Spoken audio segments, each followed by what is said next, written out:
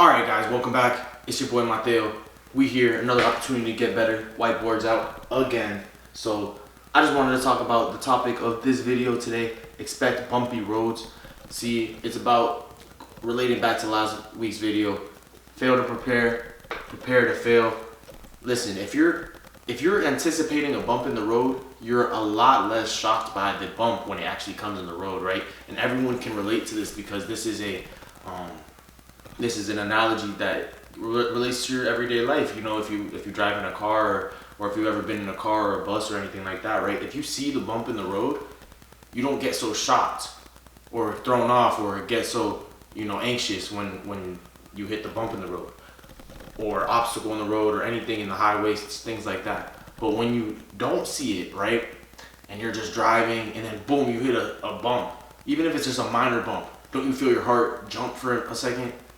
And you because you didn't expect it. So the bumpy roads are there. They're part of life. We know that, right? The same way winter always comes before spring, and then summer right after spring. It happens. It's the same. There's always going to be bumps in the roads. Nothing in life is linear. So it's something that if we expect an outcome, then we can prepare for said outcome, right? Or we can prepare to achieve said outcome. So, or to work with said outcome. So, for example, if we know a bump's going to be in the road, then we can prepare, right, in the fall for the winter. And I think, and I'm talking to myself a lot in this video too. And this was just drawn by me and my cousin. We collabed on this. This was dope, but you're surprised if you're not prepared. You're driving, hit the bump in the road, heart stops. Not literally, but for a second, that's not good. You brace yourself. If you just brace yourself for the opportunities or brace yourself for the impact, brace yourself for impact, right? Your body does a lot better when you brace yourself, because then you're not worried. You don't have to worry. Worry is not of God, right? Worry is not of God. You want to change your behavior, right? Maybe you change the road you're on, change the lane, slow down, brake, stop. And if you want to change behavior, any behavior, there's 3 things you can do to change behavior. Any 3 things when it comes to fitness, faith, addiction, anything. Now, it's not as easy as just doing these 3 things, but it is that simple. Do these 3 things and you can change any behavior. You need the willpower in your mind, you need the presence of God, and you need the presence of mind, the peace of mind, the tranquility of mind to achieve. Because in my opinion, that's the ultimate state of being. At that point, you have ultimate control over your mind, ultimate bond to your word. When you commit to something, you're an actual creator of your reality. You're actually able to transmute energy. You're actually able to turn something into something else, a thought into an action. You're actually able to change a thought into a manifestation of that thought, which is the most powerful thing you can do on this plane. That's like being able to create a video game or being like in The Sims. You want to create a kid, you create a kid. You want to create a wife, you create a wife. Imagine. You want to create a dream body, you create a dream body. Imagine. So just lock in, identify the problem, create a plan